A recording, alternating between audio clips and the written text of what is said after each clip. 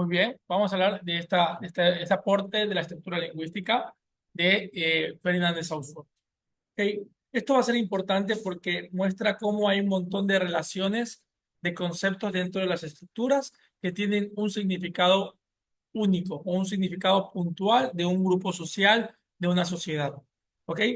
En el caso que nos planteaba el mismo video, pues hablábamos, por ejemplo, de cómo podíamos imaginar cosas que las hayamos vinculado, imágenes que habíamos vinculado a palabras. Entonces, cuando decimos manzana, nos imaginamos inmediatamente una manzana y cuando vemos una manzana, decimos inmediatamente manzana. Es como si hubiera una relación de doble dirección de la imagen y la palabra. Eso ya está estructurado en nuestra cabeza. Y eso con lo que construye, nosotros no tenemos palabras en nuestra cabeza, tenemos conceptos. Eso se llama un concepto. Es la mezcla entre una imagen y una palabra, y una descripción corta. Por ejemplo, cuando yo digo Navidad, usen su imaginación. ¿Qué piensan en Navidad? Piensan un montón de cosas. ¿Sí? ¿Qué piensan? Por ejemplo, abran el micrófono libremente. ¿Qué piensan en Navidad? ¿Regalos por ahí? ¿Ok? ¿Qué más piensan en Navidad? Tiempo compartir con la familia, Uy. amor, paz. Adornar la casa con Ajá. Fiesta. el árbol, Dice Karina, cocinar para un montón de gente. pintar la casa, Plata. Plata. preparar la cena. Muy bien. Hay como algunas características de la Navidad, ¿no? Que constituyen el concepto de Navidad. Tiene un concepto estructurado, que se estructura en una cultura, en un lugar determinado. Porque la Navidad puede tener otros significados también en otro lugar, ¿verdad? Podría ser que la Navidad se viva de manera diferente, ¿no? Por ejemplo, para mí Navidad casi tiene ciertos elementos muy propios de acá, de Ecuador, ¿no? En otros lados, por ejemplo, puede ser símbolo de frío, ¿no? De frío, de invierno. En otros lados donde tiene, muy bien, para otra gente puede ser el cumpleaños de Jesús, por un tema de religión. Entonces, como se dan cuenta, lo que nosotros vivimos como seres humanos son palabras en nuestras cabezas que se llenan de significado de una explicación muy propia de la historia y la cultura en la que nos encontramos y de parte de lo que somos. Y eso entra en nuestra cabeza. Entonces, nosotros tenemos un montón de palabras cuyos significados no elegimos nosotros. Y esa es la prueba más fuerte de que vivimos en estructuras. En este caso, la estructura lingüística no solamente habla, en el término que vieron, de cómo significado de cada palabra y la estructura para aprender el lenguaje. No, no, no. La estructura lingüística es la estructura principal, la estructura que lo da todo, porque ha sido a través del lenguaje que nosotros hemos incluido conceptos. El concepto de mamá, por ejemplo. Cuando hablamos de mamá, no solamente hablamos de quién tiene de una mujer que da luz a un niño. Hay un montón de implicaciones políticas del concepto de mamá. Por eso vamos por la calle diciéndole es mala madre o esa no debería ser llamada mamá. Y tiene que ver con los comportamientos sociales de la mujer, a la cual le hemos asignado el rol de madre. Y quiere decir que se construye el concepto con unas expectativas también. Y eso es social y político. Entonces, la estructura lingüística que nos es dada, además contiene, es decir, aparte de significados, contiene también cargas y valores morales, éticos, políticos. Por eso, para Ferdinand de Saussure, a uno parecería que es como que ya Ferdinand de Saussure, tampoco hagas tanto drama, es sujeto, predicado, ya suficiente, manzana. Sí, todos sabemos que manzana significa eso. La gente lo ve a Ferdinand de Saussure como alguien muy elemental y que ¿por qué le paran tanta bola? Sin, cuando no es así, realmente Ferdinand Saussure nos está diciendo eso que llamas lenguaje no es lenguaje nomás, es historia, es cultura, es política, es lo que te está construyendo en tu cabeza. O sea, cuando piensas en bueno, no es lo bueno de manera etérea para el resto de la humanidad, es lo que en tu cultura se dijo que era bueno y en tu momento de la historia se construyó como bueno. Por eso nos cuesta tanto, porque es un aprendizaje incluso desde la infancia, esos conceptos. Y nos cuesta tanto luego hacerles frente. Por ejemplo, una persona a la que se le dijo que era malo dejar al esposo. No, la idea del matrimonio, por ejemplo, ¿no? Cuando dice matrimonio, buena esposa, hay unas cositas ahí metidas, ¿no? No es vacío el concepto, los conceptos no están vacíos. No están vacíos para que uno les ponga lo que quiera. Y ya desde que usted nació se estructuraron esos conceptos en su cabeza y estructuró una expectativa sobre lo social y sobre lo personal. Por ejemplo, que a usted le dé vergüenza ciertas cosas, tiene que ver con que hay unos conceptos estructurados de manera con carga negativa, con un valor negativo dentro de su cabeza. Y puede ser que usted realice esos comportamientos y usted se sienta avergonzado automáticamente. ¿Por qué?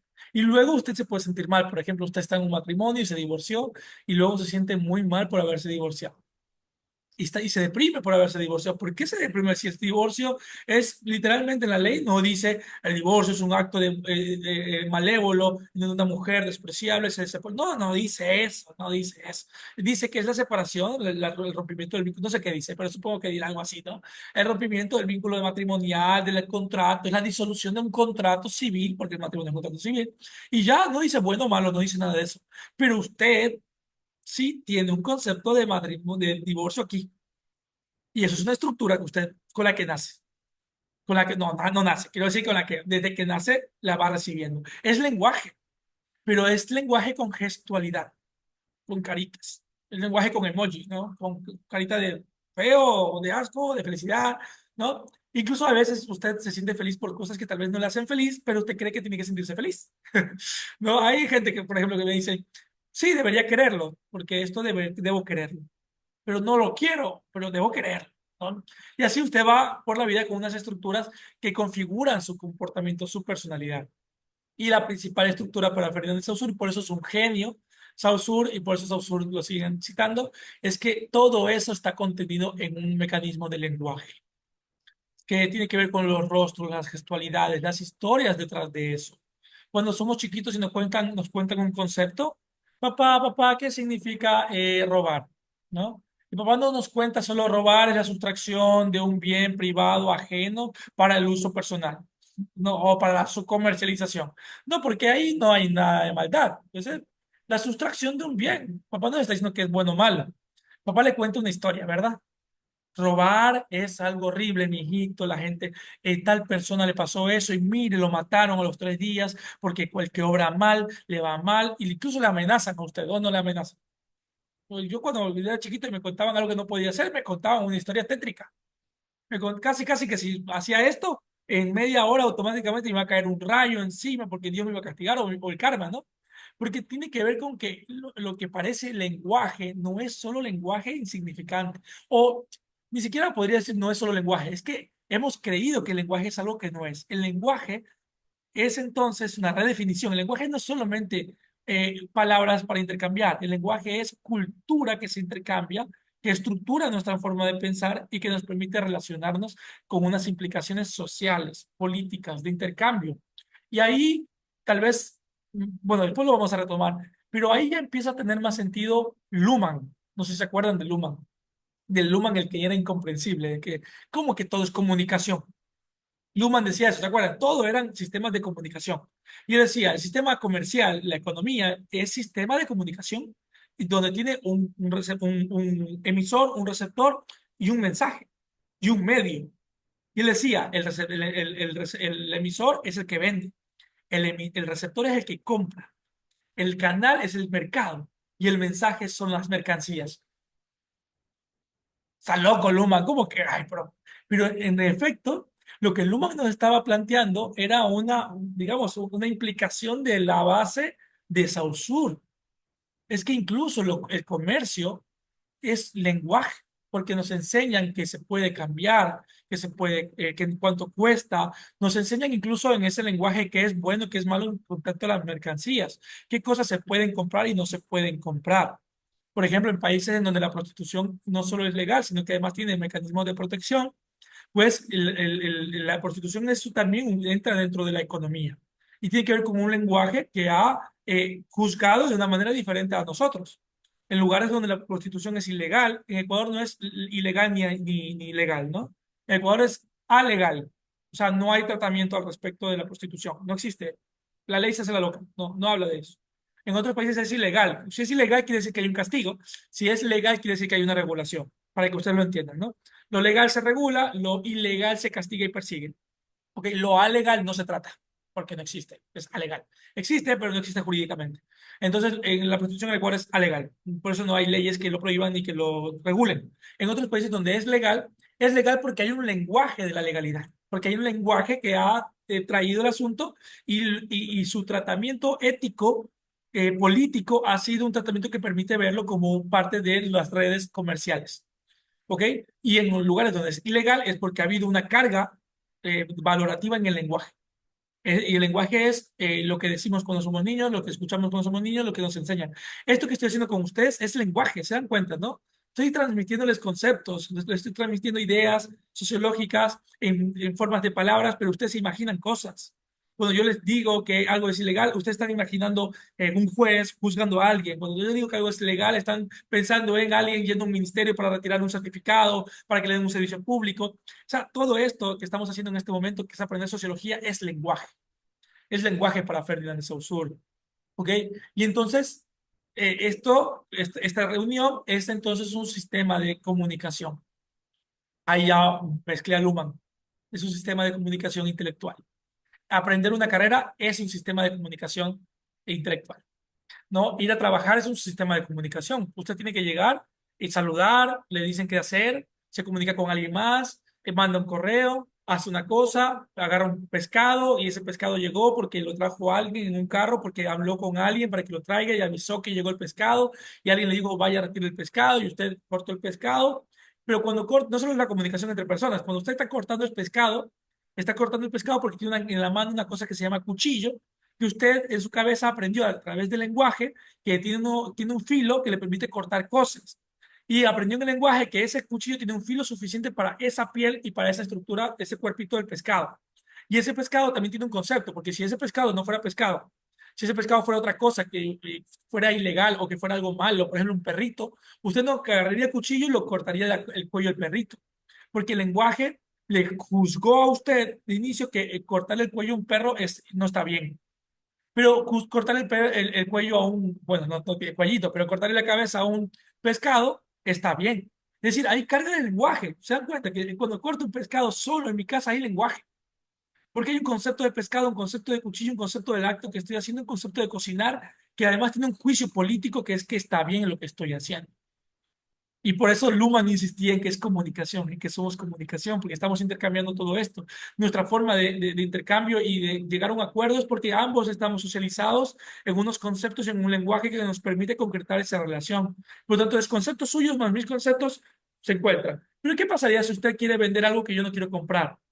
Pero usted me quiere vender drogas y yo digo, horrible, ¿cómo me voy a comprar drogas? No se da, porque no hay los dos conceptos de que eso está bien de vender, que tiene usted, con el concepto de eso está bien de comprar.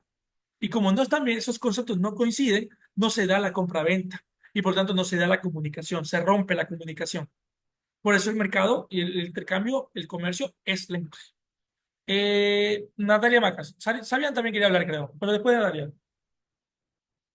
Le iba a hacer, o sea, esto que usted está hablando me hace acuerdo a un experimento que hicieron con monos, donde les daban fichas para intercambiar comida. O sea, ellos solo les enseñaron que con las fichas tenían ciertos precios y podían comprar ciertas cosas. Y después con el tiempo ellos empezaron a, digamos, a robar, también a ofrecer servicios o a intercambiar, por así decirlo. Entonces, o sea, no se les enseñó eso, solo se les enseñó que el dinero, comprabas esto y ya, nada más. Y como que fueron y wow, se les voló la cabeza y digo yo, no Y sé. luego no podían conseguir su propio alimento, ¿no? Una locura, Claro, una locura, sí. exacto. O sea, entonces, incluso lo que creemos que es normal tiene que ver también con una socialización del lenguaje. ¿Sabían? ¿Quieres decir algo?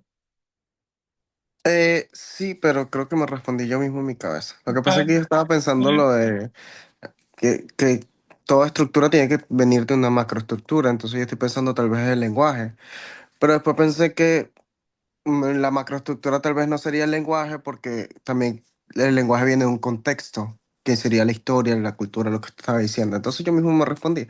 Entonces yo creo que la macroestructura es el contexto, las relaciones que tenemos pero esas relaciones también se basan en el lenguaje, entonces yo no sé cuál es la macroestructura, entonces el entorno supongo, no El sé. contexto da un lenguaje y el lenguaje da un contexto. Esa imposibilidad de responderte, Sabián, se llama relación dialéctica. Y esa relación dialéctica es importante que ustedes vayan también visualizándola, no como un conflicto, sino como una condición social que debe ser explicada, es decir, que debe ser comprendida. No, no hace falta definir qué fue primero, el huevo o la gallina, sino que aquí en este caso lo que tenemos es una relación dialéctica. En efecto, el contexto, la cultura, la historia da un lenguaje, pero ese lenguaje construye un contexto, una historia, una cultura, que luego construye otro lenguaje. Por eso existe el movimiento, es la relación dialéctica. Es como si la cultura crea un lenguaje y luego este lenguaje crea la cultura, pero también esta cultura nueva crea un nuevo lenguaje y este nuevo lenguaje crea una nueva cultura y así se llama, y eso lo decía Marx también, pero es lo que lo planteaba en la lucha de clases. Pero el concepto de dialéctica es mayor a Marx, es de Hegel, ¿no? Y justamente no piensen en Marx en lucha de clases de dominados dominantes, piensen en una lucha o una dialéctica entre cultura y lenguaje, cultura y lenguaje. Porque, por ejemplo, nosotros hoy tenemos una cultura diferente porque el lenguaje se fue transformando y luego tenemos un lenguaje nuevo. Ahora la gente dice cosas que antes no decía, ¿verdad? Ahora tenemos un lenguaje como raro, como que decimos cosas medio mexicanas ahora mezcladas con cosas españolas. La gente ya anda como con otro lenguaje porque justamente la estructura social cambió, es decir, el tema de la tecnología, las condiciones materiales, la historia cambió y nos han generado un nuevo lenguaje. Pero también este lenguaje nos permite hablar de esa historia e incluso criticarla, e incluso transformarla. Es una relación dialéctica, en efecto. Podríamos también, en términos de Luhmann, pensando en sistemas de comunicación, podríamos hablar en un gran sistema de comunicación que sería el lenguaje, pero no el lenguaje entendido como el idioma. ¿Ven la diferencia entre lenguaje e idioma? El idioma es una forma que toma el lenguaje. Pero yo podría hablar con alguien que no hable mi idioma. Por ejemplo, yo puedo estar en un lugar con un gringo y yo no hablo inglés, supongamos, y yo le hago mímicas de que es peligro, o no vayas para allá, o le digo que me preste una llamada, un minutito, una llamada. Y me puede entender, ¿verdad? Es decir, que hay lenguaje más allá del idioma. Esto es importante entenderlo, que el lenguaje es una condición humana, pero que incluso a veces se ven algunos asuntos animales, ¿no? Por eso hay que hablar también de ese tema. Luego, en Luhmann vamos a analizar más el mundo animal, que para él está más cercano al humano de lo que otros teóricos plantean. Pero hay una comunicación, es decir, hay lenguaje, hay comunicación para Luhmann, más allá del idioma. Entonces podríamos decir que el lenguaje es como la megaestructura para Luhmann, ¿no? Y luego debajo de eso hay unas subestructuras. Por ejemplo, el lenguaje o la comunicación comercial. Es lo que define todo el tema económico. Porque lo económico no es solamente lo que voy a comprar y vender, es lo que hago en mi casa también, lo que desecho, lo que no desecho. Por ejemplo, qué es basura y qué no es basura, es un lenguaje económico. ¿Qué me sirve, qué no me sirve, qué puedo usar, qué no debo usar? Hay cosas que otras personas han escuchado eso de la basura de un hombre es el tesoro de otro. Justamente porque hay unos sublenguajes o unas subestructuras económicas distintas. Yo no veo dinero en una botella vacía, pero los recicladores sí, ¿verdad? Karina. Licenciado, también sería cuando, por ejemplo, cuando en la noticia hablan de otros lados, también hacen las señales que hacen con seña, lenguaje, estructura diferente, ¿no? Sí, muy bien. Eso es impresionante. Yo la verdad no sabía que hay lenguaje de señas por idiomas. No sé si ustedes saben eso, que el lenguaje de señas no es universal.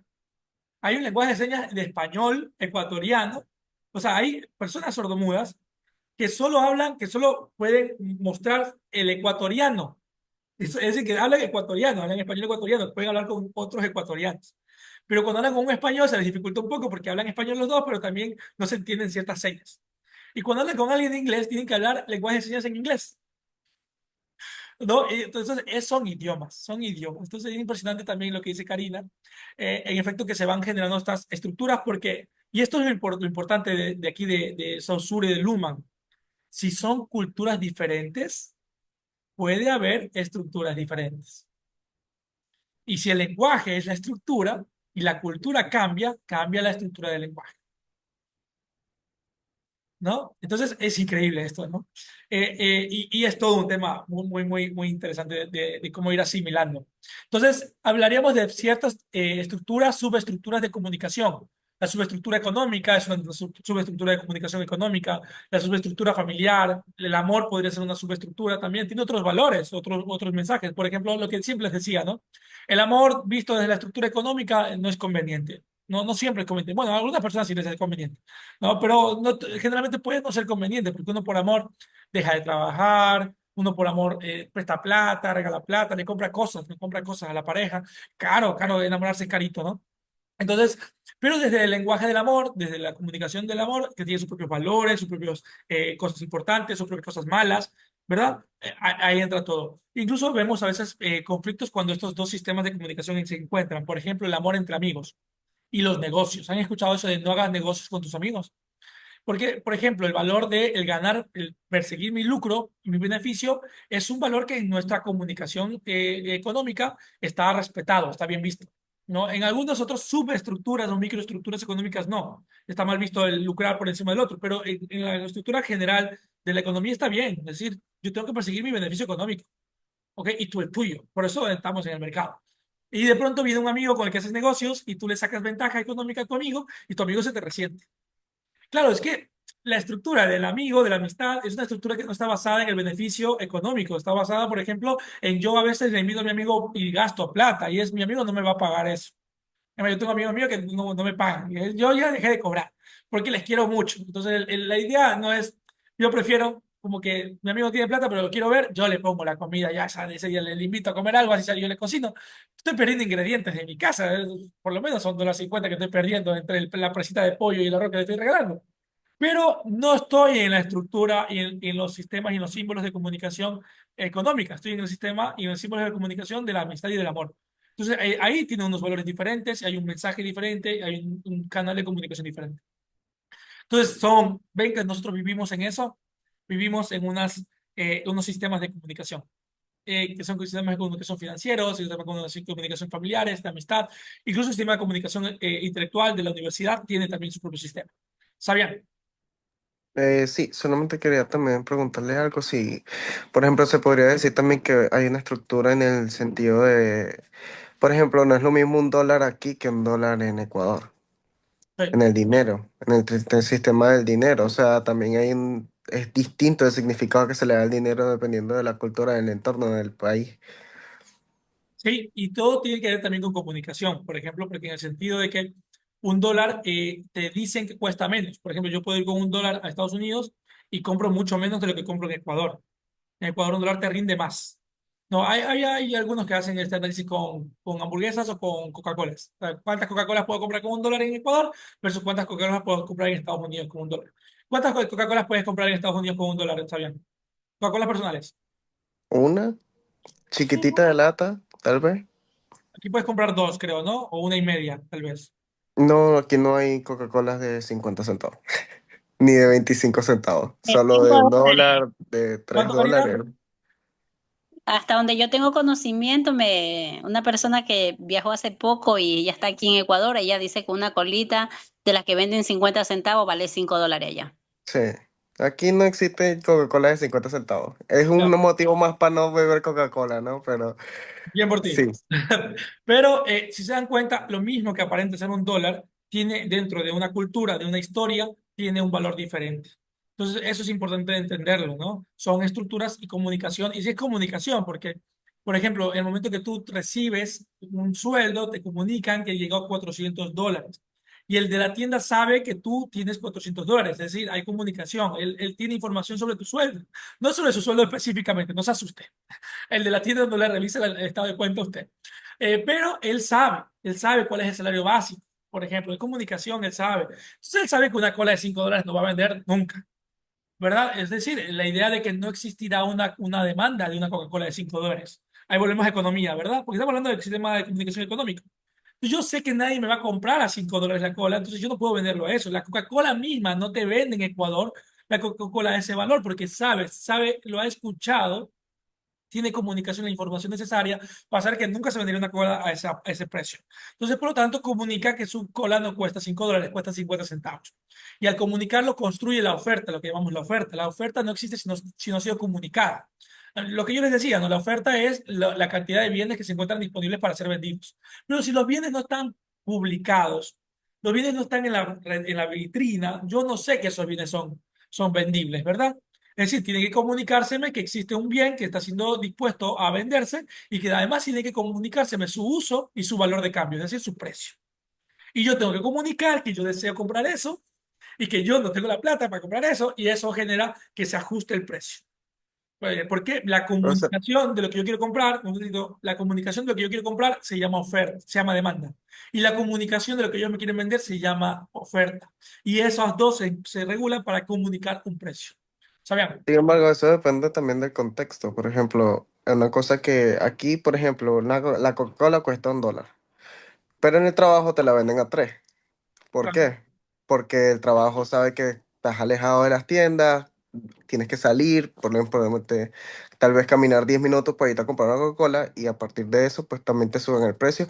Si puedes ganar, ellos saben el mismo sueldo tuyo, simplemente también depende del contexto, pues. Muy bien, pero ellos, pero es que no solo saben no solo saben tu sueldo, saben que ese día, a esa hora, no estás cerca de la tienda. Saben que ese día tú quieres tomar cola y no vas a poder. Como la gente cuando aquí hubo el terremoto en Manabí y el bidón de agua subió a $5. Ah, loca la gente, ¿verdad? ¿Te acuerdas que el bidón de agua costaba 5? El bidón costaba $1 en esa época, ahorita cuesta $6.25, ya subió un poquito. Pero, hijo de madre, todo es caro. Entonces, ellos saben, tienen información. Eso se llama comunicación. Y no solo es información y ya, es información que tiene símbolo, que tiene significado, que saben que pueden comprarlo de esa manera. Por eso, ¿vieron lo que pasó con China y Estados Unidos ahorita?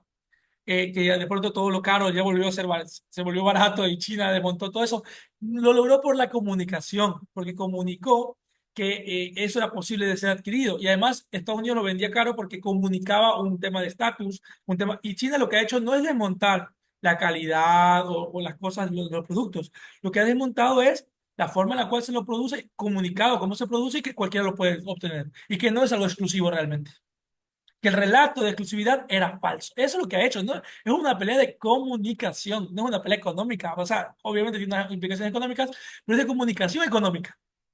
Porque ha comunicado que era mentira el relato de la exclusividad y de que esto me cuesta 10.000 más, pero voy a ser único. Y te ha dicho, ufa, ¿qué hacemos 400.000 de eso y cuestan $3? Y te han dicho que es caro.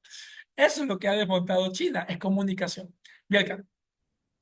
O sea, en otras palabras, todo el mundo lo sabía, pero lo sabíamos todo, pero a través de la comunicación de manera oficial ya es real, Muy ¿verdad? bien, exacto. Sí, ahí vamos a entrar en otro debate sobre, y eso es importante para Luhmann y para la crisis. Y recuerden que mi amigo profesor que nos visitó, el profesor Francisco Morales, él nos hablaba justamente de la comunicación desde la perspectiva de Luhmann en el contexto de la pandemia. Porque mi amigo introduce, mi profe además, introduce un concepto importante que es la crisis. Porque la comunicación puede entrar en crisis. Y entonces es el problema, porque si la comunicación se supone, y eso también lo decía Luhmann, es que ya me están llegando las ideas de Luhmann ahorita. Luhmann decía que la comunicación debe tener una cosa que se llama confianza. No sé si se acuerdan de eso. Debemos confiar en la comunicación. Por ejemplo, si yo no confío en que me van a vender el carro, si yo creo que es una estafa, no me comunico, no compro el carro, ¿verdad? Por eso la gente está pilas y da, oye, ¿tú le compraste a este man? Sí, y es de confiar. Ah, sí, entonces sí le compro. Comunicación, la confianza necesita ser comunicada. Y si no confío, entonces no creo. Y no hay un efecto. Por eso la comunicación no solo tiene que ser, digamos, una buena comunicación, sino que tiene que ser veraz, tiene que percibirse como confiable. Por eso lo que dice Biel que es importante. Es antes habían rumores, no constituye un cambio de conducta porque es una comunicación sospechosa. Pero al tener una comunicación oficial y muy verídica, entonces se constituye una comunicación que genera un cambio de conducta. Karina. Licenciado, también podría ser la estructura de economía de cuando los bancos llaman y saben el sueldo de uno a ofrecerte préstamo, a darte una tarjeta, porque ellos están pendientes de lo que tú cuánto ganas para hacer la economía más para ellos beneficio. Sí, exacto, sí, muy bien. Por eso también se desespera mucho por comprar datos personales, por tener información, porque quien interpreta la información, pues manda en el mundo actual. Y eso es algo que ustedes deberían tener ventaja. Ustedes como sociólogos, al entender también esto, manejan datos estadísticos, datos cuantitativos y cualitativos. Y eso les debería permitir a ustedes el buen manejo de esos datos, estar muy avanzados al resto. Es decir, entender y interpretar las cosas antes de que sucedan a partir de los datos que ustedes tienen, ¿no? E incluso hay maestrías, y tal vez en un momento lo revisemos, déjenme anotármelo para no olvidarme, el tema del Big Data. Me gustaría, no les vamos a dar una clase sobre Big Data, pero, o sea, una asignatura, pero me gustaría mucho incluirla en algunas conferencias para ustedes. Porque el Big Data justamente es el manejo a través del software de grandes cantidades de información para tomar decisiones. ¿Quién maneja la información? Pues maneja las relaciones, puede modificarlas. Por eso se han dado cuenta que usted a veces conoce a un novio que es mentiroso, pero es labioso, y le envuelve y le convence de cosas, ¿no? Y uno termina diciendo que sí, ¿no? Pero uno sabe que no es verdad, pero uno le convence porque comunica bien. O sea, quien habla bien también tiene ese poder. Y la política, por ejemplo, no es otra cosa que discursos. Usted, un político, le cree por discursos. Y ahí va lo que decía Bielka, le creo. No solamente importa que comunique, es que yo le crea cuando comunico. Y cuando me comunica, y eso es lo relevante en el político, no es un tema nada más de lo que digo, sino de cómo lo digo, de a quién lo digo, de cuándo lo digo, para que sea veraz y entonces me compre la idea y me la crea. Entonces, es comunicación. ¿Sabían? Y si alguien más quiere intervenir, levante la mano porque cerramos ya la clase. Ok, también le quería decir, profesor, que eso también se puede demostrar bastante lo que usted decía sobre el que maneja la información, maneja todo, maneja el lenguaje y maneja las acciones de las personas, pues también por ejemplo, cuando el presidente Trump ya se veía que iba a subir, poner los aranceles, ya él lo estaba diciendo, como que hace rato, los inversionistas retiraron el dinero porque obviamente el poner aranceles se pausa la entrada de capital acá dentro de Estados Unidos, de productos, se pausa todo. Entonces obviamente ellos no quieren perder, las empresas empiezan a perder mucho dinero, entonces lo que hacen es retirar su inversión a través del lenguaje, pues de lo que él comunicó también. Y eso, por ejemplo, aquí ha afectado muchísimo. Usted sabe que yo siempre he sido anti-arancel, pero Ujú. bueno. Claro, es lenguaje, ¿no? El tema de la bolsa y todos estos temas financieros es escandalosamente volátil. Un chisme ahí, pero un chisme cierto. Lo que le decía, ¿no? Un chisme que se considere cierto puede destruir una empresa. Puede hacer que sus acciones caigan de la noche a la mañana. Y un buen chisme puede hacer que suba. Es comunicación, ¿no? Es comunicación al final, todo lo que tenemos. De ahí ahora ya hasta yo estoy entendiendo mejor a Luhmann, ya estoy entendiendo al fin a ese hombre tan complicado. Que es Luhmann lo veremos después. Yo quería aprovechar estos últimos minutos para comentarles qué otros autores veremos hoy. Ya hicimos una pequeña introducción al estructuralismo, creo yo que eso estaba como flojo, porque siempre siento que tal vez yo necesitaba un descanso también para entenderlo mejor y explicarlo mejor. Pero ya vamos viendo el estructuralismo, ¿verdad? Ya vamos entendiendo esta idea de estructura, de significados, de conceptos y cómo eso juega en nuestra cabeza y nuestra personalidad. Este semestre veremos, como ya empezamos a ver, a Saussure, veremos a Levi-Strauss, vamos a leerlos directamente a Levi-Strauss. Ya Levi-Strauss nos lleva de la estructura lingüística a la estructura cultural, vamos a entender eso. Y después vamos a ver a Parsons otra vez, vamos a releer a Parsons, pero vamos a leer otras partes de sus textos y vamos a tratar de que Parsons sea más aplicado en esta ocasión. Vamos a ver los casos de análisis sobre Parsons, no tanto a Parsons, sino a los autores que han hecho análisis con base en el estructuralismo de Parsons. ¿Okay? Vamos a ver cómo esto puede explicar un colegio, una escuela, una familia, ¿okay? Una sociedad. Luego vamos a ver a Merton otra vez para hablar de funcionalismo nuevamente y de la violencia estructural. Y luego veremos a Giddens, ¿ok? Para hablar un poco de todo el tema de la estructura en contextos más contemporáneos. Después de ver a Giddens, veremos a Luhmann nuevamente, ¿ok? Veremos a Luhmann para cerrar la idea de comunicación como estructura. Y finalmente, vamos a hablar de una de mis autoras favoritas personalmente, ¿ok? Que le leo por hobby, un poquito complicada a veces, pero es muy valiosa, y es Judith Butler. ¿Ok? Vamos a ver a Butler, que es una autora muy moderna, está viva todavía, ¿ok? Pueden buscarla en internet, está viva, ha tenido muchos conflictos también por su postura más política, pero vamos a leer a la Butler socióloga, la Butler más metodológica, ¿ok? Más teórica. Butler es filósofo sobre todo, ¿no? Pero aporta mucho a la sociología con su estructura de los cuadros.